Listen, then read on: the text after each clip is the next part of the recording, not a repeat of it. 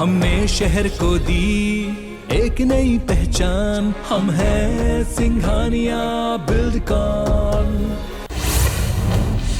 अमित शाह ने मध्य प्रदेश के 26 जिलों में स्थित 28 वन ग्रामों को राजस्व ग्राम में बदलने का निर्णय की प्रक्रिया का शुभारंभ किया। शाह और मुख्यमंत्री ने वन समितियों का सम्मेलन में हितग्राहियों को तेंदुपत्ता के लाभांश का वितरण किया। भोपाल के जम्बूरी मैदान में तेंदुपत्ता संग्राहकों के सम्मेलन में केंद्रीय गृह मंत्री अमित शाह ने कहा कि देश में पहली बार किसी सरकार ने आदिवासियों को जंगल का मालिक बनाया। शिवराज के यह कदम अनुकरणीय है।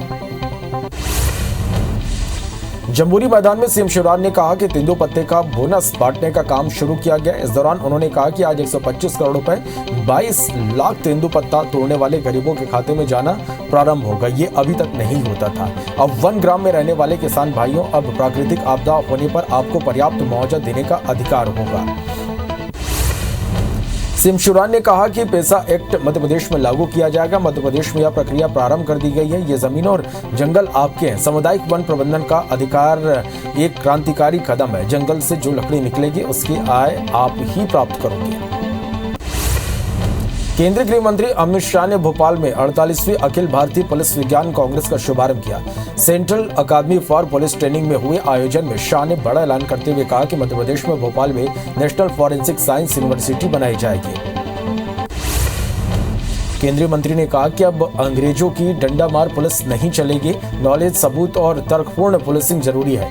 पुलिस को अपराधियों से 2 कदम आगे रहना होगा। इसके लिए टेक्नोलॉजी बहुत जरूरी है। कांस्टेबल और हेड कांस्टेबल को भी टेक्नो फ्रेंडली होना पड़ेगा। केंद्रीय गृह मंत्री ने कहा कि CAPT जैसे मीटिंग्स के जरिए कुछ राज्य मिलकर अपने क्षेत्र की समस्याओं पर चर्चा कर सकते हैं। एक ऐसे अपराध के लिए समान नीति बना सकते हैं। देश भर के सामने चुनौतियां हैं, जैसे ड्रग्स, हवाला, साइबर फ्रॉड। इन चैलेंज पर भी विचार विमर्श किया जा सकता है। गृह मंत्री अमित शाह ने कहा कि डाटा नया विज्ञान है और बिग डाटा में सभी समस्याओं का समाधान है। इसे देश भर की पुलिसिंग को अपनाना चाहिए। एक national automated fingerprint identification system सेवा भी हम लोगों के लिए लाने वाले हैं।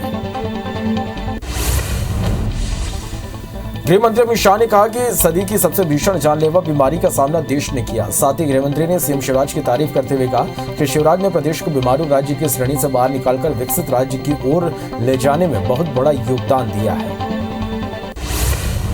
सीएम भूपेश बघेल ने धान से एथेनॉल बनाने की अनुमति को लेकर केंद्र सरकार पर निशाना साधा। उन्होंने कहा कि केंद्र सरकार अनुमति न देकर सभी का नुकसान कर रही है। सीएम ने कहा कि जैसे गौठान योजना से आवारा पशु से निजात दिलाने का रास्ता दिखाया, वैसे ही धान से एथेनॉल की योजना पूरे देश की समस्या से निजात दिलाने वाली होगी।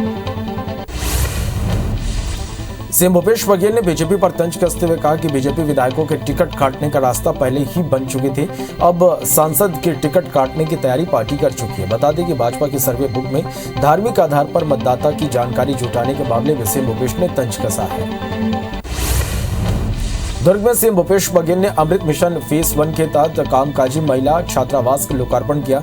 इस दौरान सीएम ने दुर्ग में भी रायपुर की तरह होलसेल कॉरिडोर बनाने की घोषणा की, जिसके लिए सीएम ने उद्योगपतियों की मांग पर कलेक्टर को जमीन चिन्हांकित करने के निर्देश दिए। दुर्ग में सीएम भूपेश ने कई विकास कार्यों की सौगात दी। इसी कड़ी में उन्होंने प्रयास हॉस्टल भवन लोकार्पण किया। इस दौरान उन्होंने कहा कि बच्चों को लोकतंत्र का पाठ पढ़ाया गया, जिसमें हमारा भविष्य उज्जवल हो सके। 28 अप्रैल को छत्तीसगढ़ विधानसभा में नवनिर्वाचित विधायक यशोदा वर्मा शपथ लेंगी। यशोदा वर्मा खैरागढ़ विधानसभा से नवनिर्वाचित विधायक है। शपथ ग्रहण के इस दौरान सीएम भूपेश बघेल, सभी मंत्री और विधायक मौजूद रहेंगे।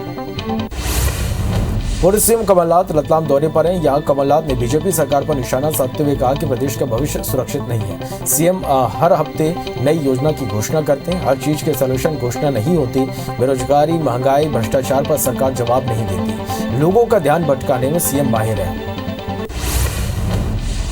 तीर्थ दर्शन योजना को लेकर कमलनाथ ने कहा कि यह धर्म की राजनीति ठीक नहीं। बीजेपी योजना में धर्म का उपयोग करती है, लेकिन हम नहीं करते। हमने छिंदवाड़ा में सबसे बड़ा हनुमान मंदिर बनवाया, लेकिन कभी पब्लिसिटी नहीं की। भोपाल में मंत्री भूपेंद्र सिंह का बड़ा बयान सामने आया। उन्होंने कहा कि कांग्रेस के कई एमएलए बीजेपी के संपर्क में हैं। उन्हें पार्टी में प्रवेश देना है या नहीं, या पार्टी स्वयं तय करेगी। पूरे देश से जैसे कांग्रेस को जनता रिजेक्ट कर रही है, एमपी में भी कांग्रेस को जनता नकारने का मन बना चुकी है।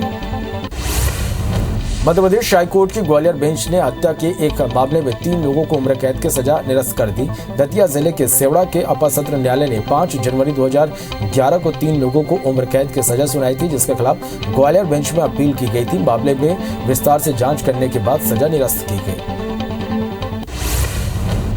देवास में जिला अस्पताल से बच्चा चोरी होने के मामले में परिजनों और जनप्रतिनिधियों ने जमकर हंगामा किया। इस दौरान भारी संख्या में अस्पताल परिसर में लोग एकत्रित हुए। दरअसल 3 दिन की एक नवजात बच्ची चोरी हुई थी, जिसका अब तक कोई सुराग नहीं मिला है। बालाघाट में महिला बाल विकास अधिकारी पर लोकायुक्त की कार्रवाई की गई। दरअसल आरोपी ने आंगनबाड़ी सहायिका की नियुक्ति के लिए रिश्वत की मांग की थी, जिस पर लोकायुक्त ने 5000 की रिश्वत लेते आरोपी देव शर्मा को पकड़ा है।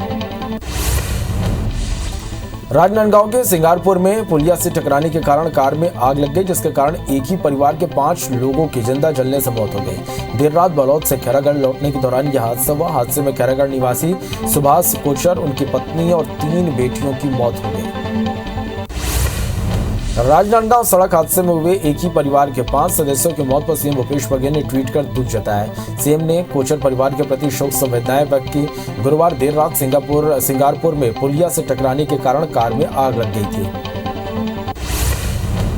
पन्ना में रीवा से ग्वालियर जा रही यात्री से भरी बस खाई में गिर गई। हादसे में 12 से ज्यादा यात्री घायल हो गए। हादसे का कारण ड्राइवर की लापरवाही बताई जा रही। खड़ी बस का हैंड ब्रेक न लगाने के चलते हादसा हुआ। वहीं बस का ड्राइवर मौके से फरार हो गया।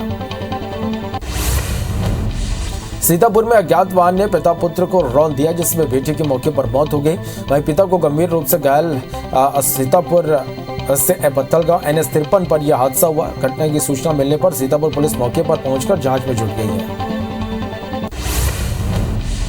पेंड्रा में 2 कारों के आमने सामने टक्कर हो गई। हादसे में 2 परिवार के करीब 5 लोग घायल हो गए। सभी घायलों को जिला अस्पताल में भर्ती कराया गया। हादसा शहडोल रोड में गिरवर गांव के पास हुआ। छत्तीसगढ़ में लगातार बढ़ रही सड़क दुर्घटनाएं कम नहीं हो रही। राज्य पुलिस से मिले आंकड़ों के अनुसार पुलिस की सख्ती और सड़कों को सुधारने के कारण दुर्घटना अब कम हो रही है। आंकड़ों के अनुसार इस साल शुरुआत के 3 महीने में दुर्घटना में 12.97% की कमी आई है। मुरैना के कोतवाली थाना इलाके के सांता बाग कॉलोनी में एक्टिवा की डिग्गी से 2 लाख पार हो गए। चोरी की घटना सीसीटीवी कैमरे में कैद हुई है। पुलिस ने अज्ञात चोर के खिलाफ मामला दर्ज कर सीसीटीवी के आधार पर आरोपी की तलाश में जुट गई है। पन्ना के गांधी चौक में लस्सी और कबाड़ की दुकान में भीषण आग लग गई। आग लगने से लाखों का सामान जलकर खाक हो गया। सूचना मिलती मौके पर पहुंची फायर ब्रिगेड की टीम और स्थानीय लोगों ने आग पर काबू पाया। राजनांदगांव जिले के बाबचा में दबंगों ने एक दलित युवक की बारात रोक दी और दूल्हे को घोड़े से नीचे उतारकर परिजनों से झगड़ा करने लगे। दबंगों ने घोड़े पर बारात नहीं निकालने की बात को लेकर अड़ गए और इसी बात को लेकर दोनों पक्षों में विवाद हो गया। बात हाथापाई तक जा पहुंची तो इसकी सूचना पुलिस को दी गई। बाद में पुलिस के संरक्षण में दलित को घोड़ी पर बैठाया और बारात निकाला गया।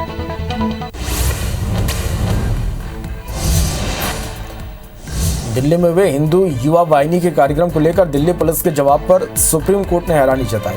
19 दिसंबर को हुए इस कार्यक्रम के बारे में दिल्ली पुलिस ने कहा था कि कार्यक्रम में किसी समुदाय के खिलाफ नफरत भरी बात नहीं कही गई। मामले की अगली सुनवाई 9 मई को होगी। भारत में पिछले दिनों कई राज्यों में हुए सांप्रदायिक हिंसा के बीच RBI के पूर्व गवर्नर रघुराम ने देश को आगाह किया। रघुराम राजन ने कहा कि दुनिया में देश की बन रही अल्पसंख्यक विरोधी छवि भारतीय प्रोडक्ट्स के लिए बाजार को नुकसान पहुंचा सकती है। उन्होंने कहा कि भारत का ऐसा इमेज बनने के चलते विदेशी सरकारें राष्ट्र पर भरोसा करने में हिचकिचा सकती हैं। जम्मू कश्मीर के बारामूला में सुरक्षा बलों को बड़ी कामयाबी मिली। जवानों ने मुठभेड़ में अभी तक 4 आतंकवादियों को मार गिराया। कश्मीर जोन पुलिस के मुताबिक अभी इलाके में ऑपरेशन जारी है। आज सुबह सुरक्षा बलों ने 1 आतंकी को मार गिराया। जम्मू कश्मीर के आतंकी हमले में सतना का जवान शहीद हो गया। शहीद ASI शंकर प्रसाद पटेल मैहर के अमदरा गांव का रहने वाला था। सर्च ऑपरेशन के दौरान आतंकियों ने हमला कर दिया, जिससे वे शहीद हो गए। आतंकियों के CISF बस पर ग्रेनेड फेंका गया था।